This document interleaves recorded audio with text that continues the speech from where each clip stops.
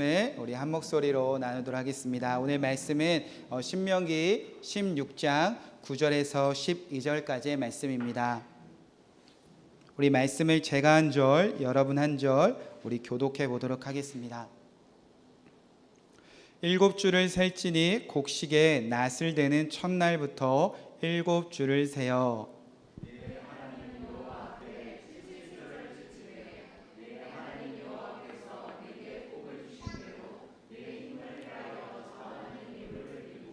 너와 내 자녀와 노비와 내 성중에 있는 레위인과 및 너희 중에 있는 객과 고아와 가부가 함께 내 하나님 여호와 앞에서 자기의 이름을 두시려고 택하신 곳에서 내 하나님 여호와 앞에서 즐거워할지니라. 함께 읽겠습니다. 너는 애굽에서 종되었던 것을 기억하고 이 규례를 지켜 행할지니라. 아멘. 감사합니다. 자리에 앉으시기 바랍니다. 네, 오늘은 신명기 16장 9절에서 12절 말씀을 나누며 하나님 사랑, 이웃 사랑이라는 말씀 주제를 가지고 제목을 가지고 함께 이 말씀을 나누고 또 이 말씀을 이루신 예수님의 이름으로 기도하도록 하겠습니다. 네, 오늘은 맥주 감사 주일입니다.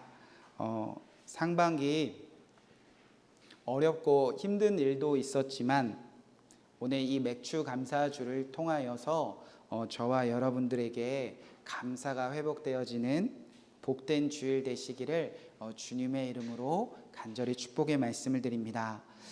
오늘 성경 속에 이 아주 오래된 절기 어쩌면 우리의 삶의 방식과 오늘 우리가 삶을 살아가는 세상과 좀 거리가 먼 것 같은 이 맥추절을 교회는 또 그리스도인들은 왜 기념하고 지키고 있을까? 또 맥추절을 어떻게 지키는 것이 하나님의 뜻대로 또 성경대로 잘 지키는 것일까? 오늘은 맥추절을 통하여서 우리가 정말 하나님께 감사하는 그 삶을 살아낼 수 있는 성경의 말씀을 함께 나누도록 하겠습니다. 이 성경에서 맥추절이 가장 먼저 언급되었던 성경은 어디인가? 바로 출애굽기서입니다. 하나님께서 이스라엘 백성들을 구원하시고 그들을 광야 시내산 앞까지 인도하셨습니다. 그리고 하나님과 하나님의 백성들이 언약을 맺습니다. 하나님께서 이제 하나님의 백성이라면 이제 하나님의 나라를 성취해 갈 백성들이라면 이제 하나님께서 전하는 이 말씀대로 살아야 한다 하니까 그날 하나님의 백성들이 일어나 일제히 네 그리하겠습니다 라고 응답했습니다. 그렇게 하나님께 구원받은 백성이라면 마땅히 이 땅에서 지켜내야 될 말씀이 있습니다. 그것을 가리켜서 우리는 율법이다 라고 표현을 하죠. 자, 이 율법을 전하기 시작하면서 하나님은 이 율법을 왜 주셨는지 먼저 말씀하시는데 출애굽기 20장 1절 2절에 이렇게 기록되어져 있습니다. 하나님이 이 모든 말씀으로 말씀하여 이르시되 나는 너를 애굽 땅 종 되었던 집에서 인도하여 낸 하나님의 여호와이니라. 이스라엘 백성들이 정말 나를 구원하신 하나님의 백성이 되고자 한다면 이제 마땅히 율법을 지켜야 되는데 그 율법을 지키는 동기, 우리가 오늘 모여서 하나님의 말씀을 듣고 있는 이유, 그리고 이 말씀이 여기서 끝나는 것이 아니라 저 문을 열고 나갔을 때 삶의 자리에서 이 말씀대로 살려는 그 갈망과 모든 수고의 그 마음의 동기가 무엇이어야 되냐고 하나님께서 명령하시느냐. 출애굽기 20장 6절에 이렇게 말씀하십니다. 나를 사랑하고 내 계명을 지키는 자에게 천대까지 은혜를 베푸시니라. 율법의 핵심은요, 사랑입니다. 하나님의 율법을 지키는 하나님의 백성들의 마음의 동기는요, 사랑입니다. 아무도 날 거들떠보지 않았는데 애굽에서 그렇게 부르짖었을 때 종으로 살아갈 때 고된 노동으로 학대로 말미암아 힘들고 어려움 속에서 아무도 나를 돌보지 않았는데 오직 하나님만이 애굽에서 나를 구원해 내셨습니다. 그 하나님을 너무나 사랑하니까 억지로가 아니라 사랑해서 정말 하나님을 사랑해서 이 말씀을 지키면 하나님은 천대까지 은혜를 베푸시리라 라고 약속하셨습니다. 이제 하나님께서 출애굽기 20장, 21장, 22장, 23장 다 4장에서 이제 율법을 전하시는데요. 그 율법 중에 중요한 하나님의 말씀이 있는데 바로 절기입니다. 쉽게 말해서 하나님의 백성들에게는요, 세상 사람들과 구별되는 시간표를 딱 꺼내 주셨습니다. 하나님의 백성이라면 1년 12달 하루하루를 이제 하나님이 정해놓은 시간대로 한번 살아볼래? 라고 율법의 절기를 가르쳐 주셨어요. 그게 여호와의 절기이죠. 하나님이 그리고 나서 달력 위에 막 동그라미를 치셨어요. 이날에는 너가 나를 사랑한다면 너 나 만나러 오는 날이야. 그렇게 하나님이 1년 12달에 동그라미를 막 치면서 나를 사랑하는 자, 하나님의 말씀을 지켜서 천대까지 은혜를 받기 위해서라면 나 사랑하면 이날에는 다 내 앞으로 나와. 그렇게 말씀하신 것이 쉽게 말해서 여호와의 절기입니다. 그 시간표, 그 여호와의 절기, 항상 기본은 시작은 언제일까요, 여러분? 주일입니다. 주일. 빨간 날 동그라미 쳐 있죠? 주일날 사랑하면 하나님 만나러 와. 그렇게 1년 12달을 주일을 따라가다 보면 이제 주일을 신앙을 가지고 사랑하는 사람들이 모이다 보면 특별한 마음으로 이날은 한 사람도 빠짐없이 하나님을 사랑하고 계명을 지켜서 은혜 받으러 와야 돼 라고 특별하게 동그라미 친 날들이 있는데 그것이 바로 절기입니다. 그 중에 하나가 바로 오늘 우리가 기념하는 맥추절, 맥추 감사 주일이라 생각하시면 되겠습니다. 자, 출애굽기 23장 16절에 그래서 하나님은 이렇게 말씀하셨습니다. 맥추절을 지키라. 이는 내가 수고하여 밭에 뿌린 것의 첫 열매를 거둠이라. 자, 이스라엘 백성들은 애굽의 노예였잖아요. 그리고 광야에서 40년 동안 생활을 했습니다. 그때까지 이스라엘 백성들은요, 상상도 할 수 없는 일이 있었습니다. 꿈만 같던 일이 있었습니다. 그것이 무엇이냐? 이 넓은 세상에서 하나님의 백성들이 우리 땅을 갖는 거였어요. 내 땅이 생기는 일이었어요. 이 땅 어디에도 내가 씨를 뿌리고 내가 거두고 이 거둔 것으로 하나님께 감사하고 이웃과 나눌 땅이 하나도 없었습니다. 곡식을 얻는다는 거 꿈만 같은 일이었습니다. 그런데 내가 사랑하는 하나님이 나를 인도하여 도무지 상상할 수 없는 일을 이루어내셨습니다. 하나님이 나를 가나안 땅까지 인도하셨고 가나안 전쟁에서 승리하게 하셨습니다. 그리고 각자 모든 사람들에게 땅, 기업을 맡기셨습니다. 드디어 이스라엘 백성들이 하나님이 내게 맡겨주신 땅에서 수고하여 첫 열매를 거두게 되었습니다. 여러분, 그날의 감동이 얼마나 컸을까요? 날 구원하신 하나님, 그것만으로도 충분한데 하나님이 나에게 이렇게 복 주셔서 첫 수확을 얻게 되었습니다. 그날의 감동과 그날의 놀라운 하나님의 하신 일들을 기념하는 날이 바로 맥추절이었습니다.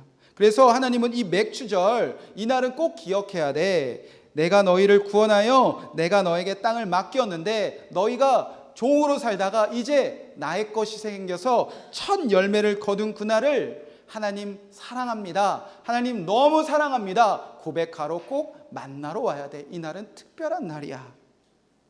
여러분, 예를 들어서 여러분 4월 25일 무슨 날인 줄 아세요? 11월 24일 무슨 날인지 아세요? 알면 큰일 나요. 4월 25일은 제 결혼기념일이고요. 11월 24일은 제 아내 생일이에요. 이 날이 다가오면 다가올수록 저는 잠을 못 자겠어요. 막 가슴이 두근두근 거리고 심장이 떨리고 막 괜히 마음이 심란해요. 왜 그럴까요? 아내를 너무 사랑하는데 이 사랑하는 마음을 조금이라도 잘못 표현하면 아내가 화나실까 봐 남편분들 조마조마한 그 날들이 오잖아요. 우리도 사랑하는 사람들에게 특별하게 이 날은 정말 사랑해. 내가 그동안 사랑을 잘 표현 못했는데 이날은 정말 사랑하는 거 다 고백할게. 그렇게 특별한 기념일 같은 거 정해놓잖아요. 쉽게 말해서 절기는 그런 의미입니다.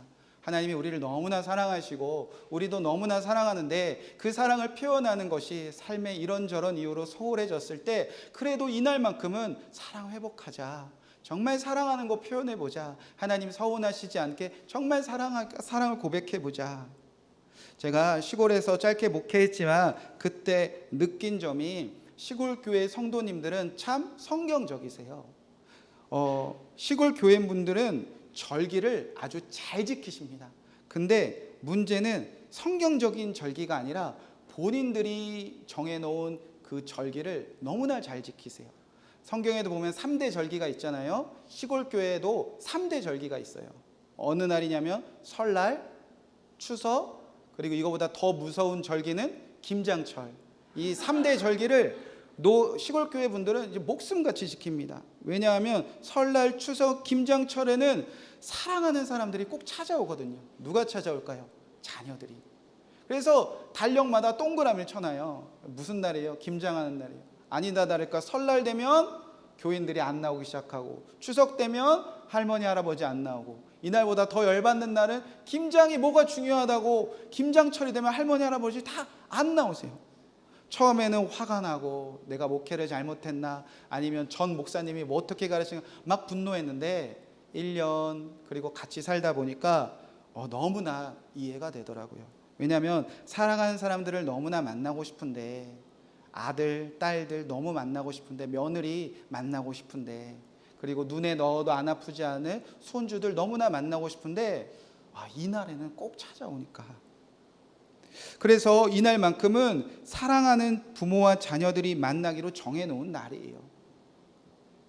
그래서 그렇게 주일날 무슨 날 안 오시다가 이제 다음 주일날 이제 딱 광대상에 서면 이제 할머니 할아버지 집사님들 얼굴만 봐도 이번 명절에, 이번 절기에, 이번 김장철에 어떤 일이 있었는구나 짐작할 수가 있습니다. 막 웃으시면서 목사님 하고 막 이렇게 들어오시는 분은 자녀들하고 사랑을 잘 나눴어요.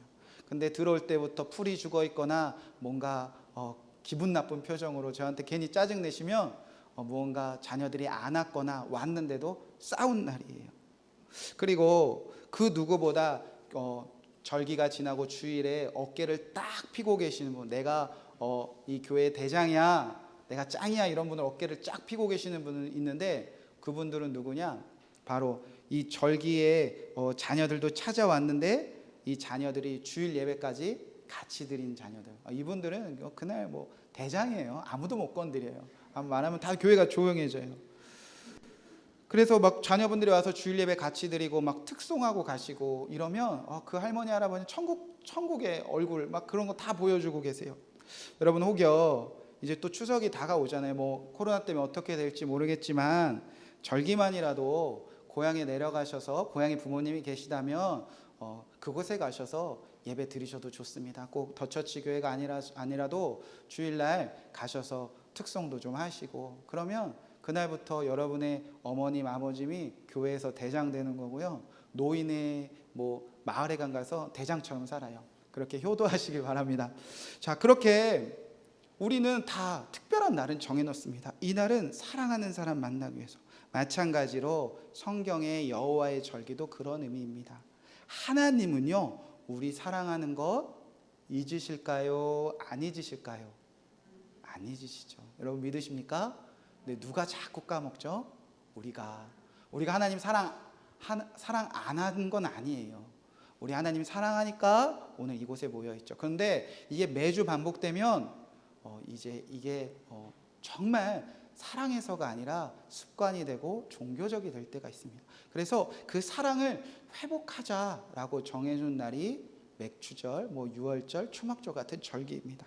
자, 그렇게 하나님께서 이날 사랑을 회복하자, 사랑 고백하자, 그리고 사랑하는 마음으로 말씀대로 다시 살아가자. 그러면 천대까지 은혜를 베풀게.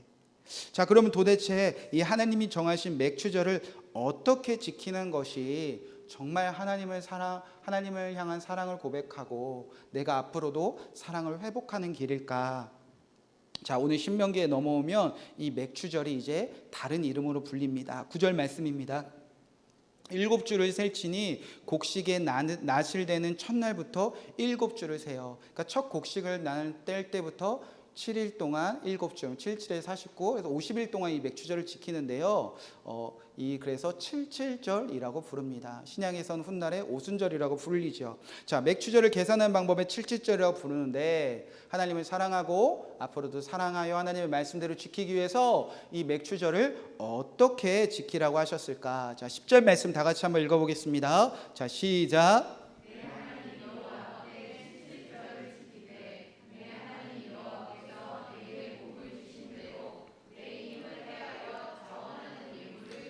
자, 하나님이 세 가지를 말씀하십니다. 내게 복을 주신 대로 내 힘을 헤아려 어떤 마음으로? 자원하는 마음으로 예물을 드려라. 여러분, 이것이 하나님을 사랑하고 또 하나님을 향한 사랑을 회복하는 방법이라 성경이 말하고 있는 방법입니다. 다른 구절을 이해하기에 별로 어려움이 없습니다. 내게 복 주시는 대로, 우리가 아까 찬양했지만 지금까지 얼마나 하나님께 내게 복을 주셨을까, 복을 헤아려 보는 거예요. 그러다 보면 어찌 하나님을 사랑하지 않을 수 있겠습니까? 이렇게 사랑이 회복된다는 겁니다. 자원하는 예물을 드리고, 사랑은 억지로 하지 않습니다. 사랑은 자원하니까, 사랑은 내 마음에 우러나서 사랑을 합니다. 그 마음을 예물에 담아 하나님께 드리라는 겁니다. 자, 중요한 단어가 이제 내 힘을 헤아려라 라는 말씀입니다. 자, 여기서 힘이라는 단어가 성경에서는 성경 원어로는 야드라는 단어가 쓰이는데요. 어떤 뜻인가면 이 손을 뜻하는 단어입니다. 손을 뜻하는 단어인데, 야드하면 구체적으로 이 손을 어떻게 한 모양인가, 손을 꽉 쥔 모양이 아니라 손을 편 모양이 야드입니다. 한번 손을 져볼까요? 자, 이건 야드가 아니고요, 손을 펴요. 이게 뭐라고요? 야드. 이게 야드예요. 그런데 이 야드하면 손을 어떻게 펴냐, 힘과 수단과 방향을 가리지 않고 손을 펼 때, 이때 성경은 야드하다, 야드했다라고 표현을 합니다. 또 중요한 단어가 헤아려라는 단어인데요. 미사, 풍부하다는 그 단어가 쓰입니다. 근데 이게 동사로는 어떤 단어냐, 마사스라는 단어에서 유래가 되는데요. 어떤 뜻이냐면 쐐기 못을 박다, 곤두선 것을 박다라는 뜻이에요. 여러분, 그러면 한번 이렇게 해석을 해볼까요? 야드 마사, 손을 한번 펴볼까요? 야드하고 마사하면 이 손에 무엇을 하는 건가요? 여기에 무엇을 받는 거죠? 못을 박는 거예요. 여러분, 이게 내 힘을 헤아려라는 그 성경적인 원어의 뜻입니다. 그러니까 우리가 이 뜻을 해석해 보면요, 맥추절이 되면 내 손을 하나님을 향하여 힘과 수단과 방법을 가리지 않고 활짝 펴니다. 그리고 이 손을 다시 접지 못하게 이 손에 쐐기 못을 박은 모습이 내 힘을 헤아려라는 뜻입니다.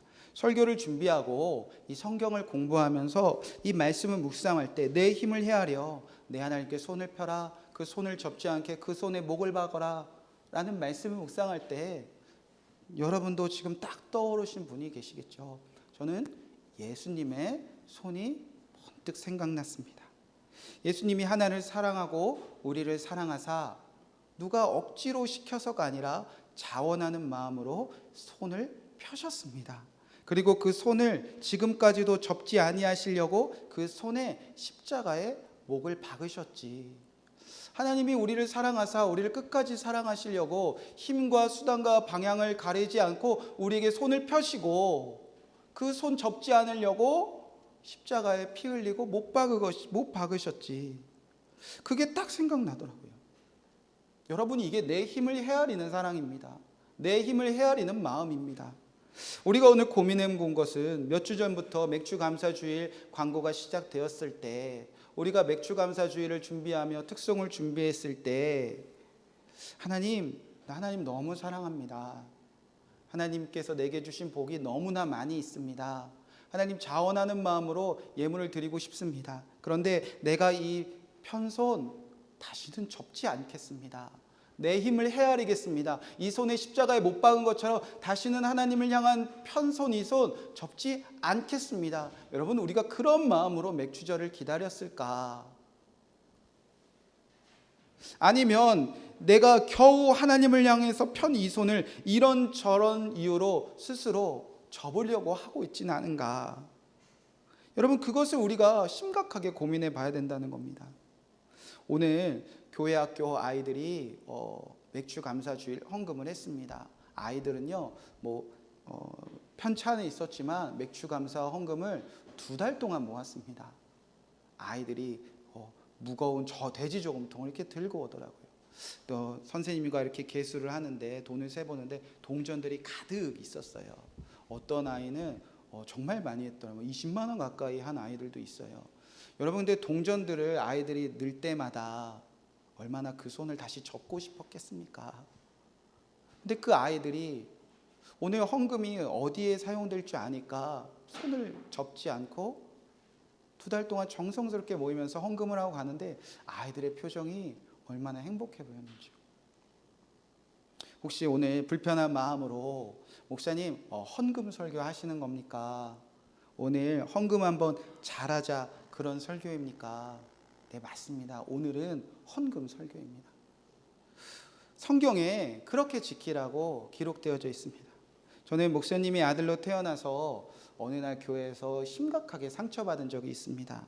교회 학교 예배 시간에 가장 친한 친구 녀석이 이런 감사절기에 저한테 짜증내면서 물어봤어요. 야, 왜 무슨 날만 되면 교회에서는 봉투를 주냐? 라고 물어보더라고요.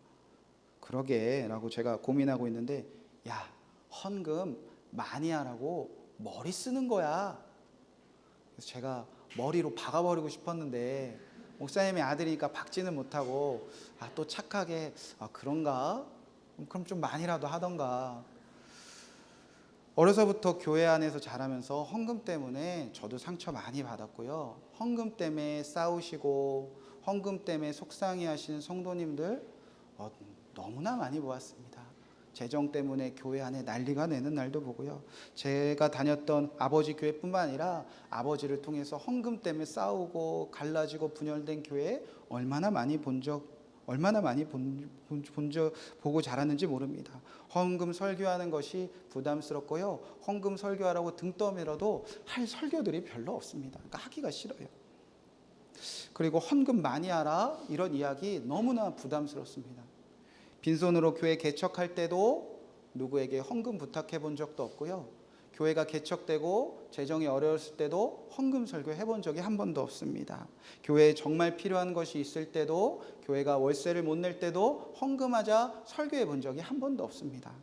헌금 많이 하시는 분들에게 개인적으로 욕심으로 단 한 번 헌금 많이 하니까 비유 맞춰보고 그 헌금 많이 하신 분들에게 뭔가 잘해드린 적이 없습니다. 반대로 헌금 조금 한다고 헌금 조금 하는 이유에 대해서 무언가 말을 하거나 뭔가 뉘앙스를 풍기거나 왜 조금 합니까? 라고 소홀해 본 적도 한 번도 없습니다.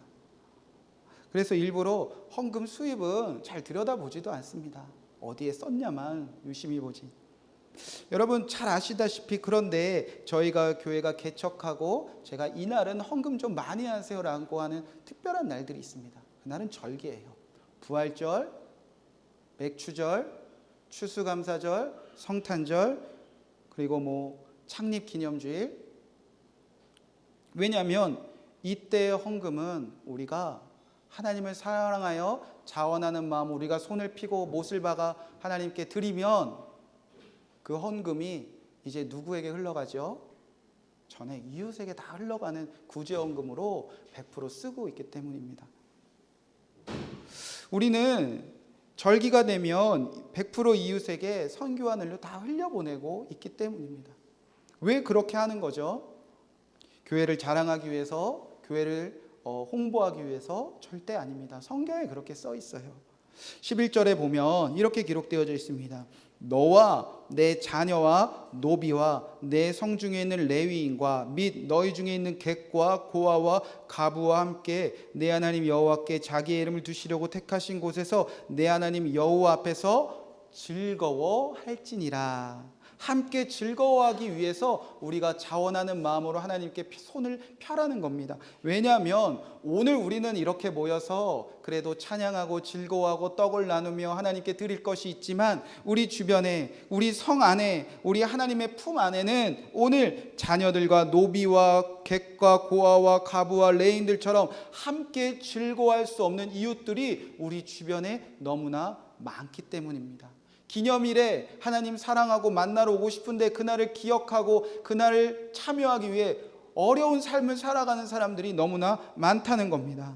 지금도 그렇지만 그 당시에 자녀들, 노비들, 객과 고아, 가부, 레위인들, 사회적인 약자들을 말합니다.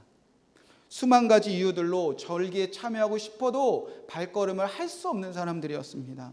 수많은 상황과 환경 속에 싸우고 있는 사람들이었습니다. 우리 주변에 아직도 육적으로나 영적으로 성숙하지 않은 어린 자녀들이 많이 있고요.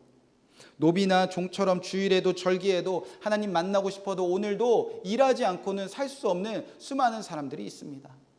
우리는 이곳에 있지만 주일에 일하는 사람들이 얼마나 많이 있습니까?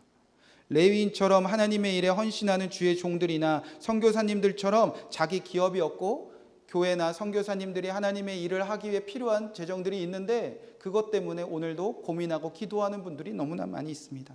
객과 고아와 가부처럼 슬픔과 고통 속에서 아파하고 절대적인 돌봄이 필요한 사람들이 오늘 이 교회 밖에 너무나 많이 있다는 겁니다. 그래서 맥주절에 하나님이 말씀하신 거예요. 너 나 사랑하니? 그러면 내게 손을 펴겠니? 그리고 그 손에 못을 받겠니? 그리고 자원하는 마음으로 내게 예물을 드리면 이제 하나님이 거하시는 그 성막, 그 하나님의 성전, 오늘날의 교회를 통해서 이 헌금은 구제하는 일에, 함께 즐거워하는 일에 마음껏 성전을 통해서 주님을 사용하기 원하셨다는 겁니다. 그래서 함께 즐거워하는 일들을 이 절기에 주님께서 회복하신다는 겁니다. 사랑해야 되는데 사랑이 메마른 사람들도 이 절기에 하나님 너무나 사랑하는 사람을 통해서 다시 하나님을 사랑하는 일들을 회복하기 원하셨다는 겁니다. 이것이 하나님이 가르쳐 주신 율법의 정신입니다.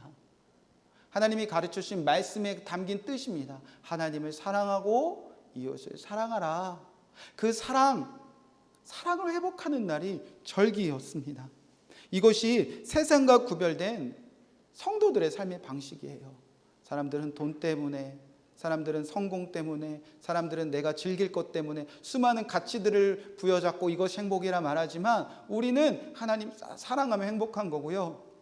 그 사랑으로 이웃을 사랑할 수 있으면 가장 행복한 삶이라고 주님이 가르쳐 주시는 거예요. 수요 어머니 기도회에서 지금 룻기서 강해를 하고 있습니다. 하나님을 사랑하고 이웃을 사랑하는 마음으로 절기 잘 지킨 한 사람만 있으면 이 땅이 얼마나 아름답게 회복되는지 보라.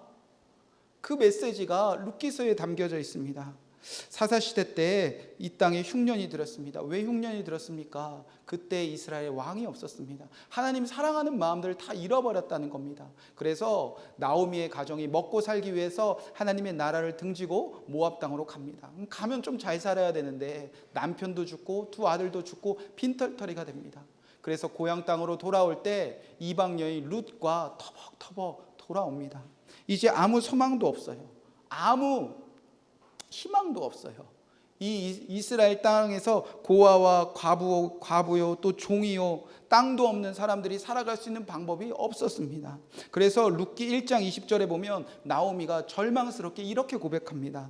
나오미가 그들에게 이르되 나를 나오미라 부르지 말고 마라라 부르라. 이는 전능자가 나를 심히 괴롭게 하셨습니다. 내가 풍족하게 나갔더니 여호와께서 내게 비어 돌아오게 하셨느니라. 여호와께서 나를 징벌하셨고 전능자가 나를 괴롭게 하셨거늘 너희가 어찌하여 나를 나오미라 부르느냐 아니라. 나오미라는 이름의 뜻은요, 즐겁다, 유쾌하다, 행복하다는 뜻이에요. 하나님이 지어주신 그 삶의 방식이었어요. 그런데 나 이제 마라야. 마라는 쓰다 괴롭다거든요.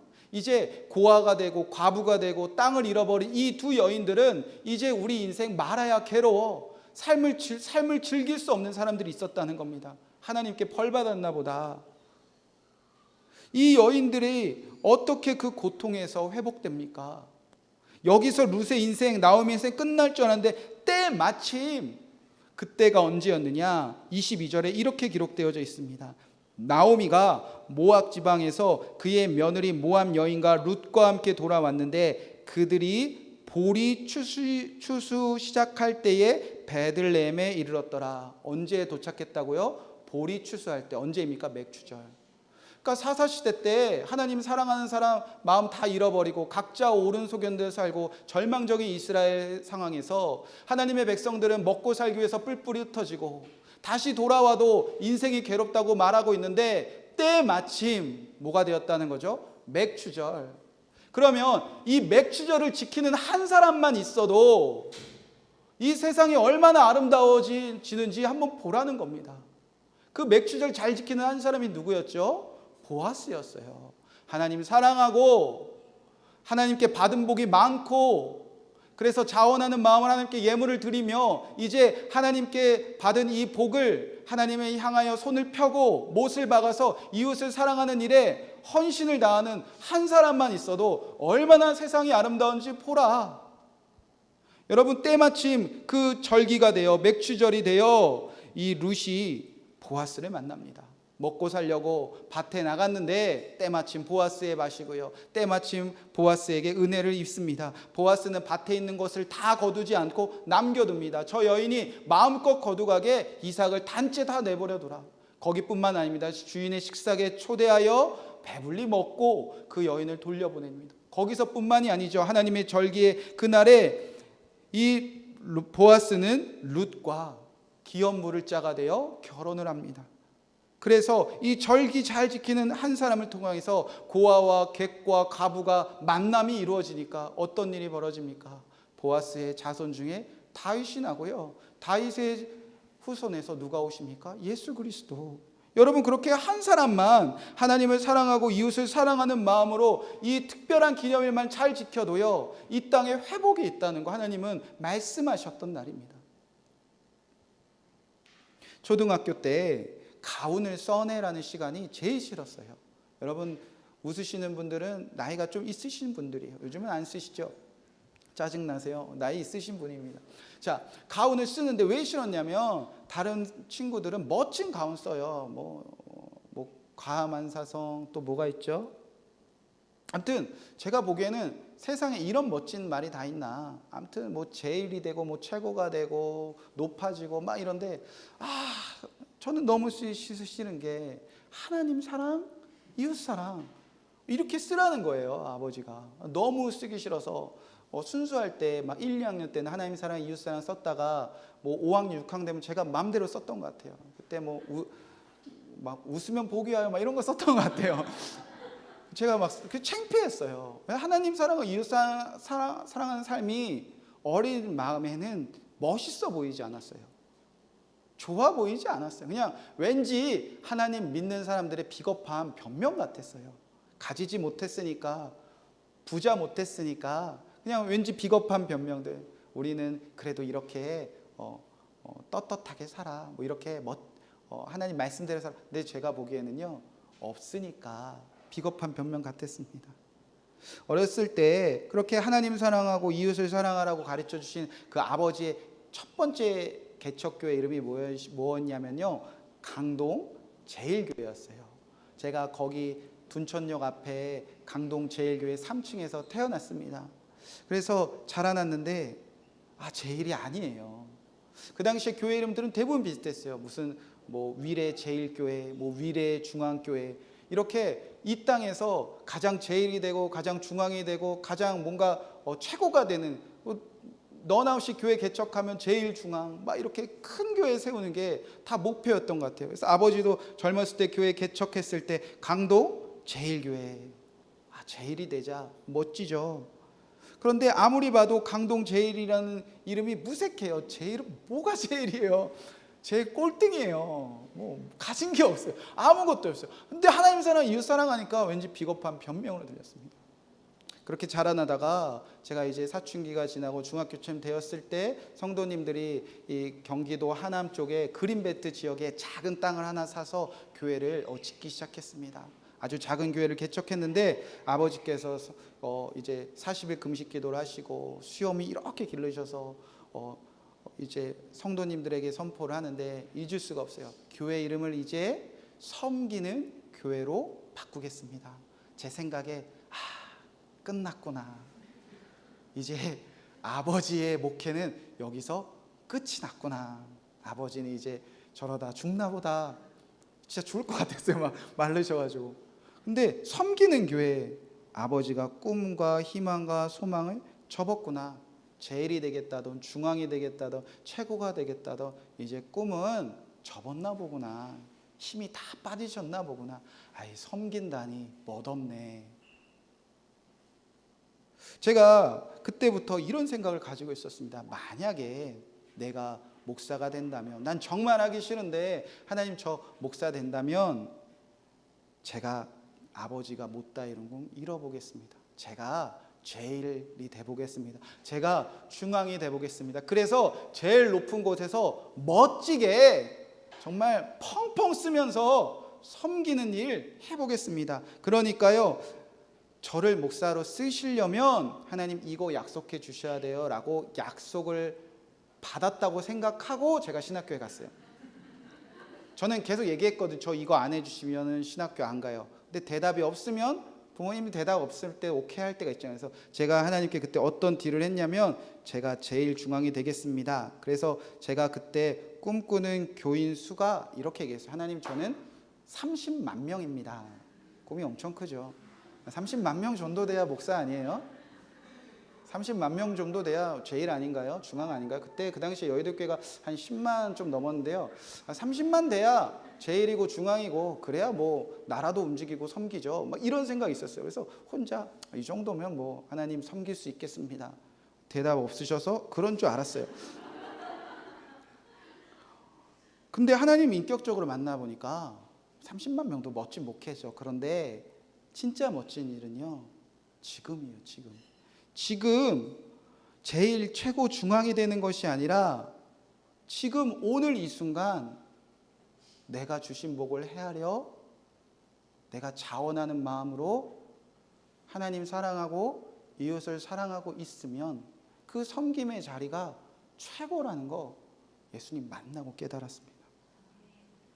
내게 주신 복대로 정말 자원하는 마음으로 내 안에 살아계신 예수님과 함께 하나님 사랑하고 이웃 사랑하기 위하여 예수님과 함께 십자가에 내 손을 못 박아 이 못 박은 손 스스로 접지만 않으면 이 손이 가장 멋진 삶이고 가장 멋진 목회라는 거, 왜 진작에 어렸을 때 좀 더 신학교 때부터 깨달았으면 얼마나 좋았을까, 그런 마음이 제 안에 있습니다.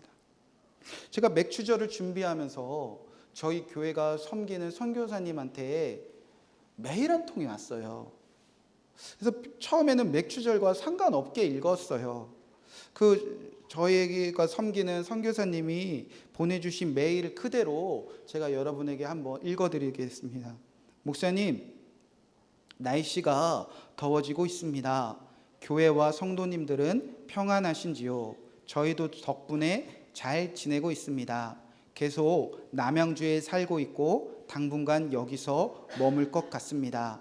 다름이 아니라 제가 한국에 머물면서 교회에서 선교비를 계속 받는 게 맞는가 라는 생각을 하고 있습니다. 지금은 모두 어려운 사정이니 지금은 잠깐 선교비 지원을 정지했다가 나중에 제가 다시 선교지로 나갈 때 후원해 주셔도 괜찮습니다.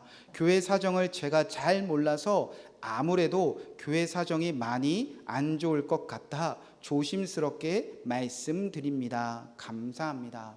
코로나로 인해서 지금 선교지로 다시 돌아가지 못하는 이시온 선교사님이 보내오신 선교 메일입니다. 메일을 받고 뭐라고 대답할까? 답은 이미 정해져 있어요. 계속 하겠습니다 했는데 뭐라고 이렇게 답을 할까 고민하고 있었는데, 맥추절이 다가오고 있구나 라는 생각이 들었어요. 그래서 왜 하필 맥추절을 앞두고 선교사님이 메일을 보내게 하셨을까? 주님이 이 메일 누구에게 보내신 것일까? 라는 생각이 드니까 이 메일은 내가 대답할 문제가 아니구나 라는 확신이 들었어요. 이 메일은 하나님이 절기를 지키려고 하는 더처치 교회 성도님들에게 보낸 편지구나. 이 편지는 하나님이 더처치 교회 몸된 성도들에게 오늘 이 코로나로 어려운 상황 속에서 어떻게 살 것인지 성도님들에게 물어보고 내가 답할 문제이지 내가 혼자 대답할 문제가 아니구나. 여러분, 이 하나님이 맥주절에 이시온 선교사님을 통해서 보낸 메일에 여러분은 어떻게 대답하실 마음이 있으십니까? 네, 하나님은 다 아신다면서 우리 집 사정 왜 이렇게 몰라요? 뭐 이렇게 쓸까요? 아니면 꼭 그렇게 조심스럽게 물어봐야 되나요? 꼭 물어보고 내게 대답을 들어야만 속상하나요? 저 어려워요. 정지할게요. 이렇게 대답하면 되는 걸까요? 그래요. 하나님을 사랑하고 이웃하는 삶, 내가 이제까지 잘해왔으니까 지금은 잠깐 정지하겠습니다. 여러분, 이렇게 대답하면 될까요? 아니면 하나님을 향하여, 이웃을 향하여 예수님과 십자가에 못 박은 편손 나는 접지 않겠습니다 라고 말하는 게 하나님이 원하시는 대답일까요? 제가 저희 병민이에게 하는 말이 있습니다. 주일에 어울리지 않습니다. 좀 과격합니다. 불편하셔도 죄송합니다. 제 아들에게 하는 말입니다. 병민아, 아끼다 뭐 된다, 이렇게 얘기해요. 뭐가 되죠? 네, 아끼다 똥 된다, 제가 그래요. 왜냐면 얘는요, 아끼느라 아이스크림을 사와도요, 아끼느라 먹지를 못해요. 과자를 사놓으면요, 침대 밑에 숨겨놨다가 멍청해요. 학교 가면 애들이 다 꺼내 먹어요. 그리고 나서 씩씩거리고 나서 다음날 엄마 아빠가 뭐 사다 주면 또 숨겨놔요. 오죽했으면 제가 병민 아끼다 똥대 이런 얘기 하겠습니다. 여러분, 하나님을 하고 사랑하고 이웃을 사랑하는 거 지금 안 하면요, 은혜 못 받습니다. 사랑할 수가 없습니다. 우리가 살 날이 영원하지 않습니다. 여러분, 우리가 언제 넉넉해서 손을 펴본 적 있습니까? 우리가 언제 형편이 좋아서 선교한 적 있습니까? 우리가 정말 너무나 잘 살아서 하나님께 자원하는 마음으로 예물 드려본 적이 몇 번이나 있습니까? 우리 생각에 항상 우리는 부족합니다. 그래서 우리가 십자가의 손을 못 받고 이 손을 접지 않으려고 하는 거죠. 우리가 왜 선교에 왔습니까? 우리가 잠시 이 사랑하는 일 중단하면 사정 좋아지는 건 맞습니까? 하나님을 사랑하니까, 이웃을 사랑하니까 우리가 해왔지. 하나님이 말씀하셨으니까 순종만 한 거지. 우리가 언제 상황이 좋아서 해왔던 적이 있습니까? 사실 사랑, 순종이라고 말하기에 우리가 편소는 부끄럽지 않았습니까? 선교사님이 하나님을 통해서 보내신 메일에 저와 여러분이 이렇게 대답하기 원합니다. 오늘 말씀으로 대답하기 원합니다. 하나님, 함께 즐거워하겠습니다. 하나님, 저는 복을 너무 많이 받았습니다. 하나님, 자원하는 마음으로 하나님 사랑하고 이웃 사랑하라고 내 것을 주님께 드리겠습니다. 내가 예수님과 함께 십자가에 못 박혀서 하나님을 향하여, 이웃을 향하여 편손 내가 접지 않겠습니다. 오늘 나는 이 특별한 날에 다시 하나님을 사랑하고 이웃을 사랑하는 마음 회복하고 싶습니다. 그런 성도들과 그런 가정과 그런 교회를 향하여 하나님은 이렇게 선포하십니다. 11절 중간 말씀에 이렇게 기록되어져 있습니다. 여호와께서 자기의 이름을 두시려고 택하신 곳이다. 하나님 어디 계십니까? 오늘 하나님을 사랑하고 이웃을 사랑하는 곳에 택하여서 그곳에서 함께 즐거워하시기 위해서 거하셨다는 겁니다. 하나님을 사랑하고 이웃을 사랑하는 교회, 하나님을 사랑하고 이웃을 사랑하는 가정, 하나님을 사랑하고 이웃을 사랑하는 기업들, 하나님을 사랑하고 이웃을 사랑하는 성도들의 자리자리마다 하나님은 내 이름을 두려고 택하신 곳이 바로 여기야. 나는 거기 있고 싶어. 나는 거기서 함께 살아갈 거야. 하나님은 그들과 함께 하신다고 약속하셨습니다. 오늘 맥주감사 헌금 북한 선교를 위해서 쓰입니다. 우리가 대단한 거 많은 거 보내는 것 아닙니다. 그런데 뭘 보내달로 요청해 왔습니까? 집집마다 썩어가는, 집집마다 유통기한 다 지난 약이라도 좀 보내주세요. 집에 안 쓰는 비누나 치약이나 칫솔이라도 좀 보내주세요. 그러면 살 것 같습니다. 여러분, 집집마다 지금 썩어가는 약들이 넘쳐납니다. 집집마다 거들떠보지 않는 기념품들, 그런 쓰지 않는 것들이 창고에서 넘쳐납니다. 우리는 이렇게 넘치도록 복을 받고도 자원하여 하나님께 마음을 드리고 편손을 어느새 나도 모르게 꽉 나를 위해서만 쥐고 살고 있는 건 아닌지, 오늘 맥주감사주일 하나님과 특별한 사랑을 나누는 기념일 되시기 바랍니다. 나는 오늘부터 다시 하나님을 사랑하며 이웃만 사랑하라는 그 율법, 그 하나님의 말씀 잘 지켜서 나로 인해 우리 가족도, 우리 교회도, 우리 이웃도, 우리 나라도, 저 북한에 있는 어린아이들도, 온 세계의 고아와 객과 가부와 이방인들과 함께 즐거워하겠습니다. 그렇게 하나님께서 자기 이름을 두시려고 택하신 그런 삶이 되시기를 주님의 이름으로 간절히 축복의 말씀을 드립니다. 우리 다 함께 우리 기쁜 마음으로 예수 사랑하심을 찬송하면서 주님이 날 사랑하시니 우리도 주님 사랑하겠습니다. 그런 마음으로 우리 박수 치면서 함께 찬양하고 준비한 예물 보내드리도록 하겠습니다. 예수 사랑하심은, 예수 사랑하심은 거룩하신 마, 우리들은 약하나 우리들은 약하나, 우리 다시 한번 예수 사랑하심은, 예수 사랑하심 거룩하신 말일세, 우리들은 약하나 우리들은 약하나 예수 권세마, 날 사랑하심, 날 사랑하심, 날 사랑하심, 날 사랑하심. 우리 마지막 한 번 더 고백합시다. 날 사랑하심, 날 사랑하심, 날 사랑하심 하심, 날 사랑하심 성경에 써있네. 아멘.